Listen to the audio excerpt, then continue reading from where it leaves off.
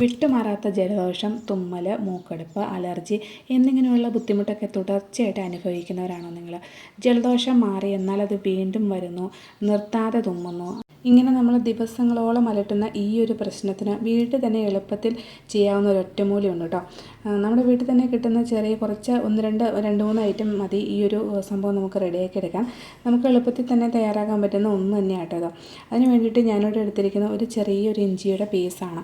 ഇതുപോലെ നമുക്ക് ഇഞ്ചി നന്നായിട്ട് ക്ലീൻ ചെയ്ത് വൃത്തിയാക്കി എടുത്തതിന് ശേഷം നമുക്കിതുപോലെ ഒരു കല്ലുണ്ടെങ്കിൽ ആ കല്ലിൽ വെച്ച് നന്നായിട്ടൊന്ന് ചതച്ചെടുക്കാം കേട്ടോ. അപ്പോൾ നമുക്ക് വേണ്ടത് ഇഞ്ചിയുടെ നീരാണ്. അപ്പം വെള്ളം ചേർക്കേണ്ട ആവശ്യമില്ല. ഇങ്ങനെ ചതയ്ക്കുമ്പോൾ തന്നെ ആ ഒരു നീര് നമുക്ക് വരുന്നത് കാണാം. അപ്പോൾ ഇതുപോലെ നന്നായിട്ട് ഒന്ന് ചതച്ചെടുത്തതിന് ശേഷം ആ ഒരു നീര് നമുക്കൊരു പാത്രത്തിലേക്ക് ഇതുപോലെ ഒന്ന് പിഴിഞ്ഞെടുക്കാം. ഈ ഒരു ഇഞ്ചിയുടെ നീരെന്ന് പറയുന്നത് നമ്മുടെ നെഞ്ചിൽ കെട്ടിക്കിടക്കുന്ന കഫമൊക്കെ ഉണ്ടെങ്കിൽ അതൊക്കെ ഒന്ന് ഇളകി പോകാൻ സഹായിക്കും കേട്ടോ. അതുമാത്രമല്ല ഇഞ്ചി നീരിൽ ആൻറ്റി ഇൻഫ്ലമേറ്ററി ഗുണമുള്ളതിനാൽ അലർജി മൂലം ഉണ്ടാകുന്ന തുമ്മലും അതുപോലെ കുറയ്ക്കാനൊക്കെ സഹായിക്കുന്ന ഒന്ന് തന്നെയാണ് കേട്ടോ അത്.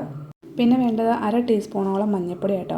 അതുകൂടി ഒന്ന് ഇട്ട് കൊടുത്തതിന് ശേഷം പിന്നെ 1 ടീസ്പൂൺ തേൻ കൂടി ഒന്ന് ഒഴിച്ച് കൊടുക്കാം. ഇതെല്ലാം കൂടി ഒന്ന് നന്നായിട്ടൊന്ന് മിക്സ് ചെയ്തെടുക്കാം കേട്ടോ. എന്നിട്ട് നമുക്കിത് രാവിലെയും വൈകിട്ടും 1 ടീസ്പൂൺ വെച്ചിത് കഴിക്കാവുന്നതാണ്. അതുപോലെ തന്നെ അസിഡിറ്റിയുടെ പ്രശ്നമൊക്കെ ഉള്ളവരാണെങ്കിൽ ആ ഇഞ്ചിയുടെ നമ്മൾ എടുക്കുന്ന അളവില്ല അത് കുറച്ചാൽ മതി കേട്ടോ. അപ്പം അസിഡിറ്റി പ്രശ്നമുള്ളവരൊക്കെ അങ്ങനെ ചെയ്താൽ മതി. പിന്നെ ഇത് 1 ടീസ്പൂൺ വെച്ച് രാവിലെ വൈകുന്നേരം കഴിച്ചു കഴിഞ്ഞാൽ അലർജിയുടെയും തുമ്മലിൻ്റെയൊക്കെ ജലദോഷത്തിൻ്റെയും മൂക്കടപ്പും തുടങ്ങിയ എല്ലാ പ്രശ്നങ്ങൾക്കും കുറയുന്ന കേട്ടോ. തേനൊക്കെ നമുക്ക് മൂക്കിൻ്റെ തൊണ്ടയുടെ ഇറിറ്റേഷനൊക്കെ കുറയ്ക്കാൻ സഹായിക്കുന്ന ഒന്ന് തന്നെയാണ്. മഞ്ഞൾപ്പൊടി ജലദോഷം, മൂക്കടപ്പ് എന്നിവയിൽ നിന്നൊക്കെ ആശ്വാസം കിട്ടാനും സഹായിക്കുന്നു കേട്ടോ. അപ്പോൾ ഇതുപോലുള്ള ചെറിയ വീഡിയോസൊക്കെ ഒന്ന് ഇഷ്ടമാവുകയാണെങ്കിൽ ഒന്ന് ഫോളോ ചെയ്യാനും ഷെയർ ചെയ്യാനും മറക്കണ്ട. പുതിയ വീഡിയോ നാളെ വീണ്ടും കാണാം.